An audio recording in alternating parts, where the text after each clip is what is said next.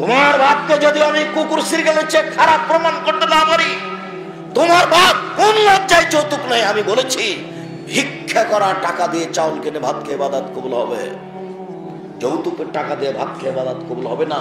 দেখি কোন মায়ের বেটা কথা উল্টে ধরতে পারে, এমন কোন মায়ের বেটা পৃথিবীতে জন্ম নিয়েছে আমি কোরআন হাদিস বুঝি। 24 ঘন্টার মধ্যে তোমাকে যৌতুক ফেরত দিতে হবে, এটা হারাম পয়সা। ভিক্ষা করে খাও বাপ বেটা। এই ছেলে, বোকা ছেলে, তোমার বাপের মুখের দিকে দেখো, তোমার বাপের মুখখান কালো হয়ে আছে, তুমি করেছো এটা। তোমার বাপ কোন লজ্জায় যৌতুক চাই? তুমি কোন লজ্জায় যৌতুক চাও? ভিক্ষা করে খাবা। ভিক্ষা করে খাবা কেন? মানুষের বাড়িতে কাজ করে খাবা। মানুষের বাড়িতে কাজ করে খাবা কেন? চকলেট বিক্রি করো, ব্যবসা করো, সবচেয়ে ভালো কাজ। কলা বিক্রি করো, সবচেয়ে ভালো কাজ। কাপড় বিক্রি করো, সবচেয়ে ভালো কাজ। ভিক্ষা করে খেতে হবে না। দেওয়া হাতটা ভালো নেওয়া হাতের চেয়ে। হাদিস বুখারী মুসলিম। সালাত আদায় করে জান্নাত পাওয়া যায়, জান্নাত কিনা যায় না। সিয়াম পালন করে জান্নাত পাওয়া যায়, জান্নাত কিনা যায় না। হজ করে জান্নাত পাওয়া যায়, জান্নাত কিনা যায় না। তাসবিহ তাহলিল জিকির আজকার করে জান্নাত পাওয়া যায়, জান্নাত কিনা যায় না। দান করে জান্নাত কিনা যায়। দানই একটা ব্যতিক্রম ইবাদত। তুমি যদি চাকরি না করে ব্যবসা করো, তাহলে একদিন না একদিন নিজের উপকার করতে পারবে, বাপ মার উপকার করতে পারবে, অসহায় মানুষের উপকার করতে পারবে, দেশের কওমি খারিজি মাদ্রাসায় দান করতে পারবে। দান দিয়ে জান্নাত কিনা যায়। আল্লাহ বলছেন, পৃথিবীর মোমেন পুরুষ নারী শুনে রাখো, আমি তোমাদের কাছে টাকা এবং জানের বিনিময়ে জান্নাত বিক্রি করে দিলাম। আমি আল্লাহ তোমাদেরকে যে জান্নাত বেচে দিলাম, তোমরা কিনে নাও। সম্মানিত দিনী ভাই বোন, বিবাহ করার পরে যদি কোনো মানুষ জেনা করে, তাহলে তাকে মেরে ফেলতে হবে। আর বিবাহ করার আগেই যদি কেউ জেনা করে, তাহলে তাকে 100 লাঠি পিটিয়ে এলাকা থেকে 1 বছরের জন্য তাড়িয়ে দিতে হবে। দুনিয়াবি শাস্তি। পরকালে জাহান্নামও হতে পারে, জান্নাত হতে পারে।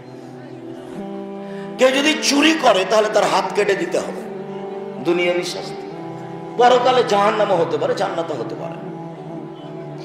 কেউ যদি মানুষের উপর অপবাদ লাগায় যে ও চুরি করেছে, ও জেনা করেছে, তো তাহলে তাকে 80 লাঠি পিটাতে হবে।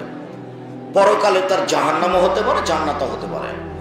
কেউ যদি নেশাদার দ্রব্য পান করে, তাহলে তাকে 80 লাঠি পিটাতে হবে। বিড়ি, তামাক, জর্দা, সিগারেট, গুল, সব নেশাদার দ্রব্য, ওকে 80 লাঠি পিটাতে হবে। পরকালে তার জাহান্নামও হতে পারে, জান্নাতও হতে পারে। এর চেয়ে বড় পাপ আছে, কিন্তু পৃথিবীতে তার শাস্তি উল্লেখ হয়নি। পৃথিবীতে সবচেয়ে বড় পাপ হলো শিরক। পৃথিবীতে সবচেয়ে বড় পাপ হলো শিরক। দ্বিতীয় বড় পাপ হলো বাপ মাকে অমান্য করা, না মানা। এটা হলো সিরিয়ালে পাপের দ্বিতীয় মহাপাপ। তৃতীয় মহাপাপ হলো মিথ্যা সাক্ষী দেওয়া। দিনাজপুর জেলে বহু পুরুষ নারী 20-30 বছর থেকে আছে, ও নিজেও জানে না আমি কেন জেলে। জজ জানে না ঘটনা কি, উকিল জানে না ঘটনা কি। যেই মামলা সাজিয়েছে শুধু সেই জানে। টাকা দিয়েছে সাক্ষীকে, সাক্ষী বলছে আমি 2 চোখে মারতে দেখেছি, অথচ যার ব্যাপারে বলছো সেদিন রংপুরেই ছিল না, দিনাজপুরেই ছিল না। তার নাম মিথ্যা সাক্ষী। মিথ্যা সাক্ষী পৃথিবীতে তৃতীয় মহাপাপ। জেনা মহাপাপ, তবে সিরিয়ালে 3 নয়। চুরি মহাপাপ, তবে সিরিয়ালে 3 নয়। সুদ খাওয়া মহাপাপ, তবে সিরিয়ালে 3 নয়। এতিমের সম্পদ খেয়ে নাও মহাপাপ, তবে সিরিয়ালে 3 নয়। সিরিয়ালে 3 নম্বর হচ্ছে মিথ্যা সাক্ষী দেওয়া। সিরিয়ালে 2 নম্বর পাপ হচ্ছে বাপ মাকে অমান্য করা, মেনে না চলা। সিরিয়ালে 1 নম্বর পাপ হচ্ছে শিরক করা। বিচারের মাঠে যেমন মানুষ সব উপস্থিত হবে, আজকে যেমন লাখো জনগণ উপস্থিত হয়েছেন, দূর দূরান্ত থেকে এসেছেন কষ্ট করে। আমি আপনার দিনী ভাই, উপস্থিত বৈঠকের মুসলিম বোন, উপস্থিত বৈঠকের দিনী ভাই, আপনাকে আমি অনুরোধ জানাচ্ছি, আপনি আমাকে দেখতে পান আর না পান, আপনি একবারে পাথরের মতো দাঁড়িয়ে থাকবেন, বসে থাকবেন। আমি আপনার জন্য এসেছি। আপনার সাথে আমার অনেক আন্তরিকতা। মুখ খুলবেন না, মুখ খুলে কোনো কিছু সুবিধা ভোগ করিয়েন না। মুখখান বন্ধ করে সুবিধা ভোগ করার চেষ্টা করেন। সম্মানিত দিনী ভাই বোন, আপনাকে আমি অনুরোধ জানাচ্ছি, মনে রাখবেন এরকমই সমস্ত পুরুষ নারী, হিন্দু মুসলমান বৌদ্ধ খ্রিস্টান সবাই কিয়ামতের মাঠে উপস্থিত হবে। আল্লাহ তাআলা মানুষের সামনে এসে বলবেন, ইয়াবনা আদম লা আতাইতানি বিকুরাবিলার যে খাতায়া সুম্মা লাকিতানি লা তুশরিকু শাইআ লা আতাইতুকা বিকুরাবিহা মাগফিরা। এ আদমের ছেলে মেয়ে শোনো, আজকে তোমরা বিচারের মাঠে উপস্থিত হয়েছ, তোমরা যে পরিমাণ পাপ নিয়ে উপস্থিত হয়েছ, আমি আল্লাহ সেই পরিমাণ ক্ষমা নিয়ে উপস্থিত হয়েছি।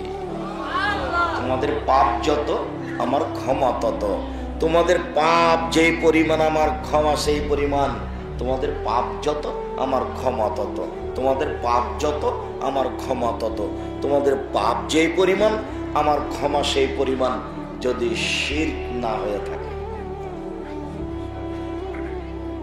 শিরক সবচেয়ে বড় পাপ। এদেশ হিন্দুদের দেশ, মুসলমান বসবাস করছে।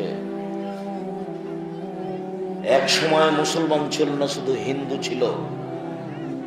ওদের কৃষ্টি কালচার এখনো মুসলমানের মধ্যে থেকে গেছে। তাই তো তারা গরুকে লাথি মারতে ভয় পায়, তাই তো তারা ধানের উপর দিয়ে জুতা পায়ে দিয়ে হাঁটতে ভয় পায়, তাই তো তারা তুলসী গাছ তুলে ফেলতে ভয় পায়, তাই তো তারা বলে যমজ জামা কলা খেলে জোড়া সন্তান হবে, তাই তো তারা বলে টিকটিকির কথা বলছে তার টিকটিক করছে। আমি ঠিক বলেছি, আমি ঠিক বলেছি কিনা আল্লাহ জানে।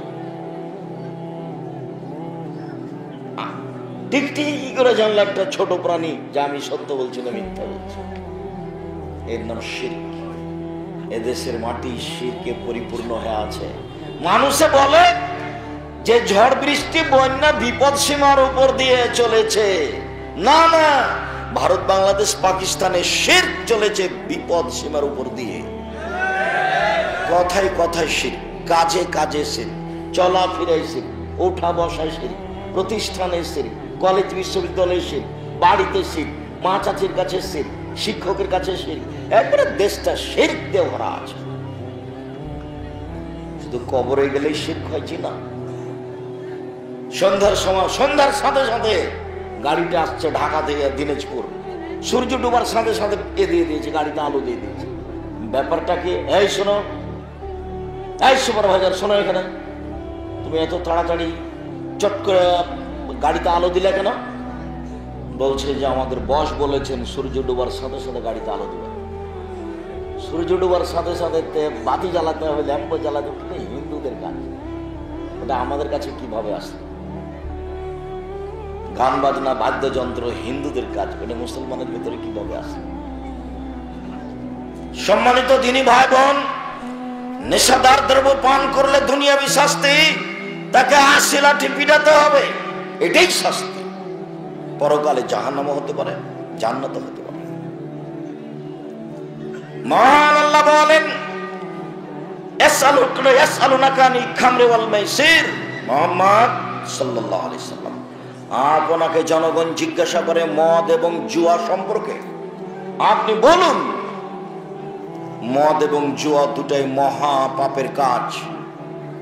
মদ খেলেও মহাপাপ হয়, জুয়া খেললেও মহাপাপ হয়।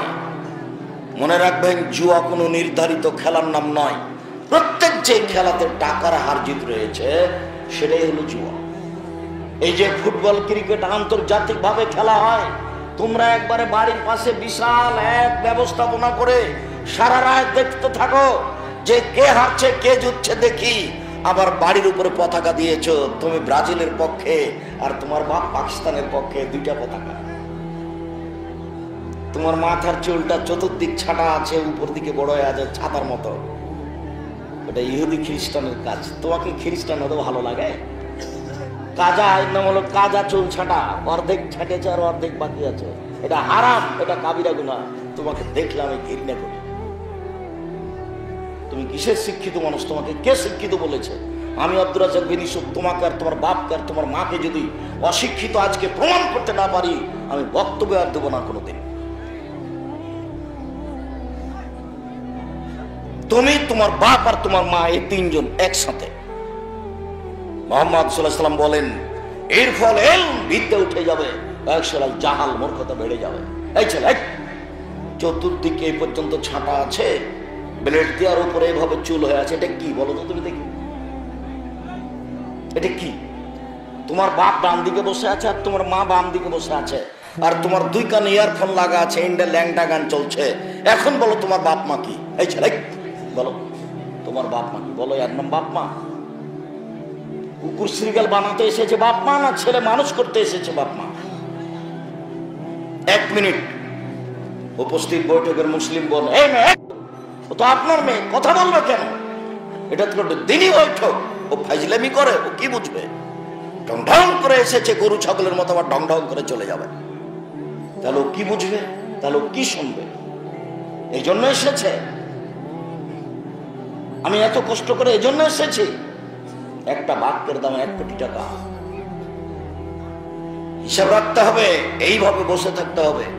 উপস্থিত বৈঠকের দিনই মুসলিম বোন, আপনাকে বলছি, এই মেয়ে, তোমাকে বলছি, মুখ বন্ধ করো, মুখ বন্ধ করে, একবারে মুখখান বন্ধ করে চুপচাপ বসে থাকবা।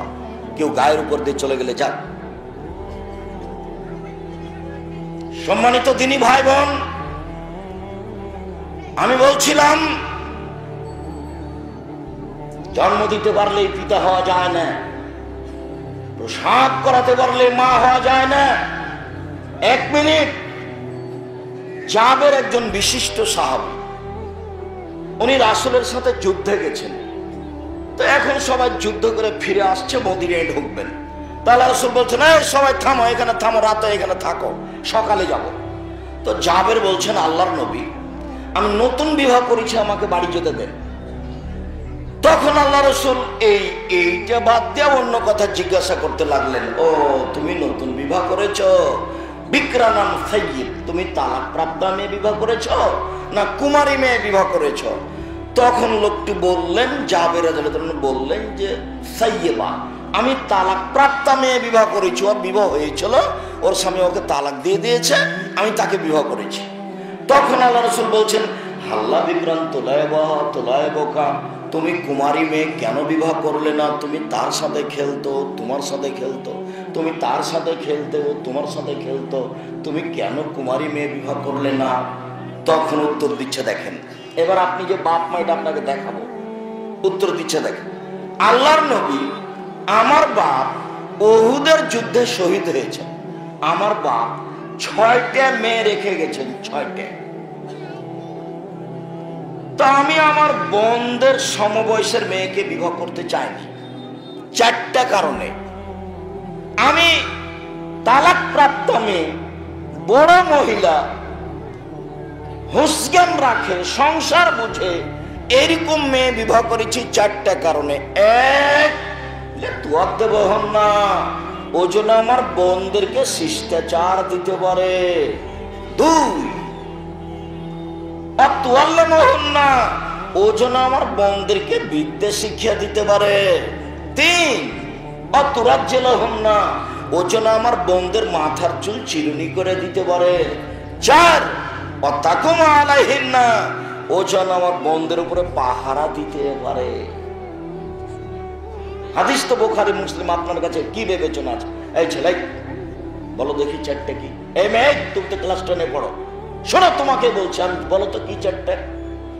ও যে বলছে আমার বোনদেরকে এই দেখাশোনার জন্য আমি বিবাহ করেছি বড় মেয়ে, আমি কেন তালাক প্রাপ্ত মেয়ে বিবাহ করলাম?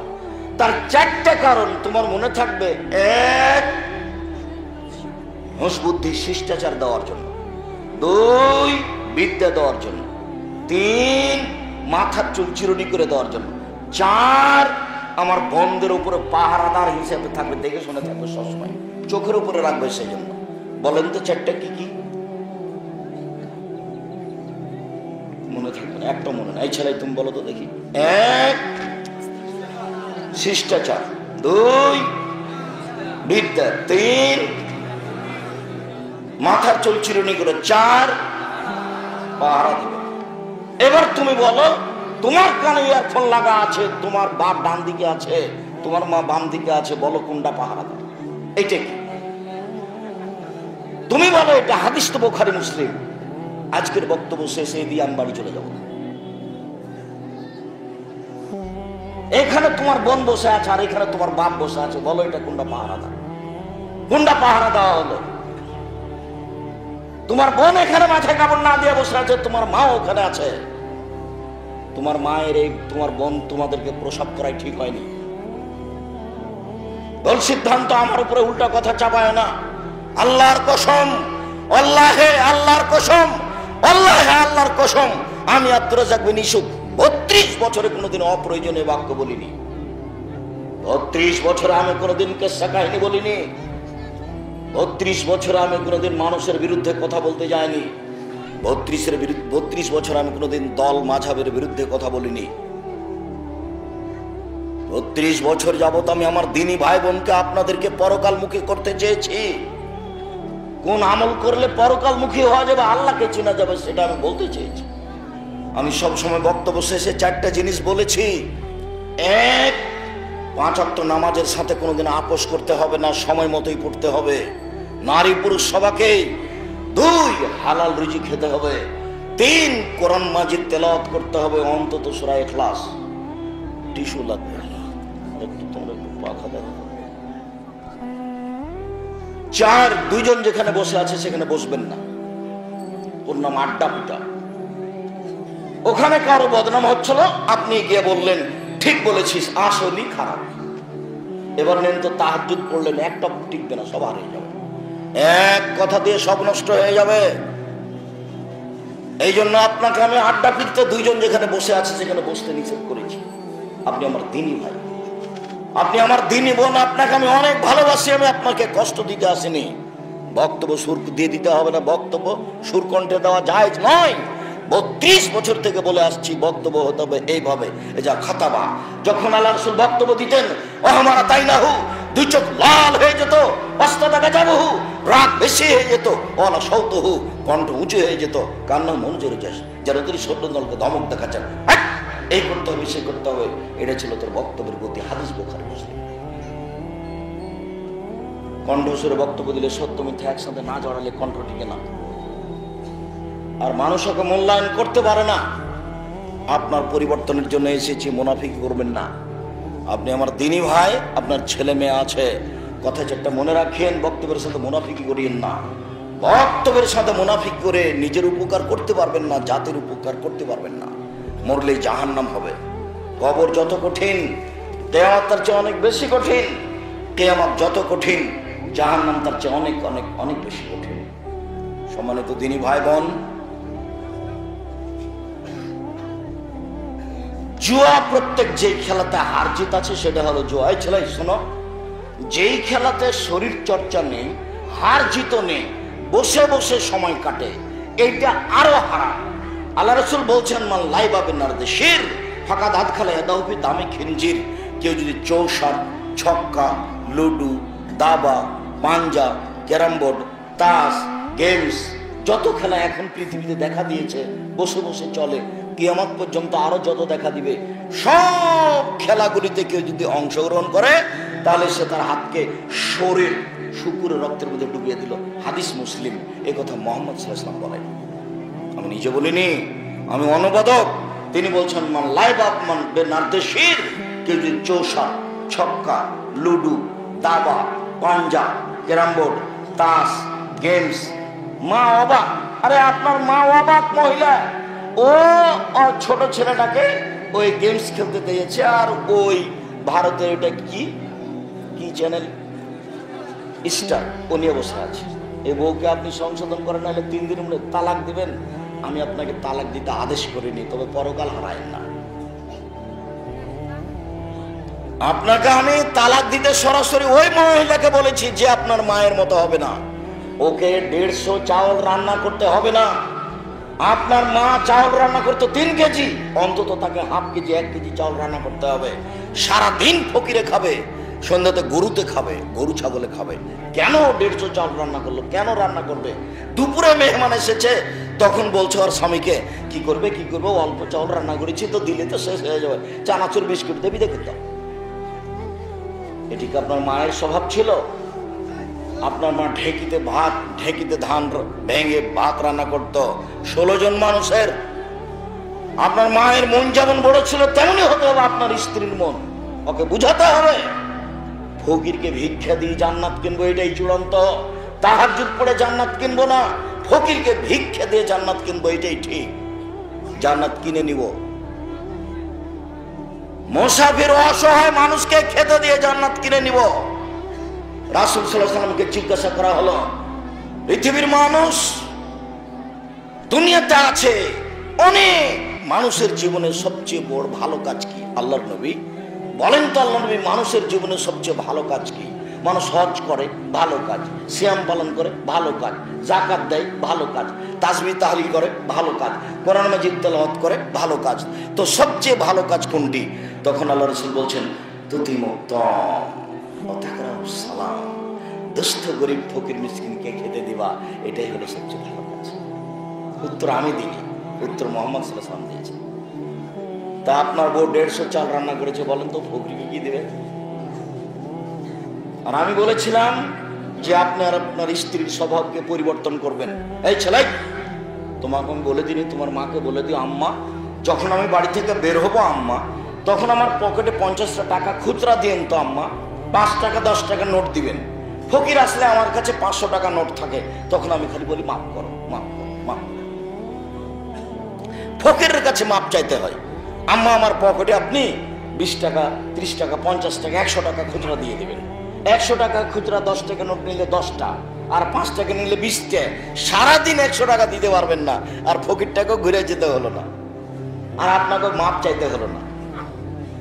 আর বড় উপকার হলো। কেন স্বভাব পরিবর্তন করবেন না? কেন তোমার মা তোমাকে বলে না?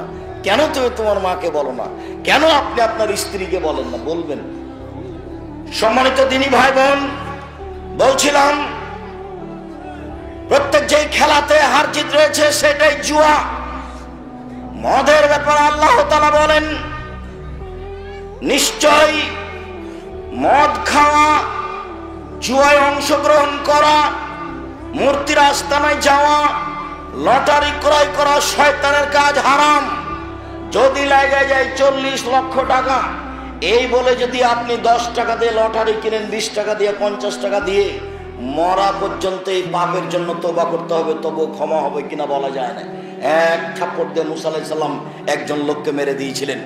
মরা পর্যন্ত মুসা আলাইহিস সালাম বলেছেন, রব্বি ইন্নী যালামতু নাফসি ফাগফিরলি, হে আমার প্রতিপালক, মুসাকে এক থাপ্পড় দিয়ে, হে আমার প্রতিপালক, আমি লোকটাকে এক থাপ্পড় দিয়ে মেরে দিয়েছি, তুমি আমাকে মাফ করো। সারা জীবন বলার পরে বিচারের মাঠে উঠবেন। উঠে যখন আমরা যাব, তখন মুসা আলাইহিস সালাম বলবেন, না না না না না, আমি তোমাদের কিছু করতে পারবো না, যাও যাও যাও যাও। আমি একটা থাপ্পড় দিয়ে একটা লোককে মেরে দিয়েছিলাম, সেটা নিচে কি হয়? আমি নিজেই বাঁচি কিনা, আবার তোমরা? নাফসি নাফসি নাফসি, আমি নিজেই বাঁচি কিনা। আমার প্রতিপালক আমার উপর রাগ করেছেন, মা গাজিবিন কাল্লালা বা, এত রাগ তিনি পূর্বেও করেননি, এত রাগ তিনি পরেও করবেন না। আমার যে কি হয় তা আমি নিজেই বুঝি না। আমি তোমাদের কিছু উপকার করতে পারবো না, তোমরা এখান থেকে যাও। পাপ কি বলেন তো? একটা কি পাপ? মানুষকে হত্যা করা। ওইটা যেমন পাপ, 20 টাকাতে লটারি করা, দুটাই পাপ, একই পাপ, কোনো পার্থক্য নেই। আর একটা, এই যে দোকানে বসে আড্ডা ফিরতে ফিরতে বললেন, আসলে ঠিকই বলছিস, ও আসলে খারাপ। এই পাপটা কেমন? একটু আগে যে আপনি মানুষের জমি দখল করে নিয়েছেন, 20 শতক জমি দখল করে নিয়েছেন, 20 শতক জমি, ওইটা যত পাপ এটাও তত পাপ। ওটাও মানুষের হক নষ্ট, এটাও মানুষের হক নষ্ট। আপনি মনে করছেন আমি কিছুই করিনি, আমি খালি বলেছি ঠিকই বলেছি, আসলে খারাপ। এটাও মানুষের হক নষ্ট, ওটাও মানুষের হক নষ্ট। সব ছেলেরাকে জমি লিখে দিয়েছেন, এখানে বহু মুরব্বী আছে, ভালোবাসা দেখিয়ে বেটা ছেলেরাকে জমি লিখে দিয়েছে, ঢং শুরু করেছে, পৈতৃক সম্পত্তি, বাপের সম্পত্তি। যতক্ষণ পর্যন্ত ছেলে আপনাকে হত্যা না করেছে, ততক্ষণ পর্যন্ত ছেলে আপনার জমি পাবে। আপনি কেন তাকে বললেন, তোকে ত্যায্য পুত্র করলাম, তোকে ত্যায্য পুত্র করলাম, তোকে বাড়ি থেকে বের করে দিলাম, তুই বাড়িতে উঠিস না, তুই আমার জমিতে উঠবি না, তুই আমার ডেহিতে উঠবি না, এত চিল্লাচ্ছেন কেন? ছেলে আপনাকে মেরেছে, ছেলে আপনাকে গালি দিয়েছে, তাড়াহুড়া করে অজু করেন, অজু করে এসে ঘরে ঢুকে 2 রাকাত সালাত আদায় করে উপরে বলেন, না আমি তো এই ছেলে চাইনি, আমি তোর চেয়ে ভালো চেয়েছি, তুমি আমাকে ছেলে ফেরত দাও, এখনই দিতে হবে, এখনই দিতে হবে। যদি বলতে হয় তাহলে হাতে পর্যন্ত উঠাতে হবে, হাত দুটা জমা করতে হবে, এর প্রয়োজন নাই। জমা করলে কোনো সমস্যা নেই, এরকম করে থাকতে পারে। এখনই দিতে হবে, সেটা যদি পানি চাওয়া হয় তাহলে এভাবে, এখনই দিতে হবে। সেটা যদি অন্য কিছু চাওয়া হয় তাহলে এভাবে। আর স্বাভাবিক হাত তোলা হবে, কাঁধ সামনাসামনি, এভাবে। জমাও হতে পারে, ফাঁকাও থাকতে পারে। আমি মনে হয় কথা বুঝাতে পারি না। এখনই দিতে হবে, আমাকে ছেলে এখনই ফিরিয়ে দিতে হবে। আমি এরকম ছেলে তোমার কাছে চাইনি। ছেলে তাড়াহুড়া করে 5 মিনিট 10 মিনিট পরে এসে পা ধরে নিয়ে পড়ে গেছে, আব্বা আমার ভুল হয়ে গেছে, আপনাকে গালি দাও, আব্বা ভুল হয়ে গেছে, আমাকে মাফ করেন। এর নাম ছেলে। আপনার আল্লাহ আপনাকে ছেলে কি করে দিয়েছে? ফিরিয়ে দিয়েছে।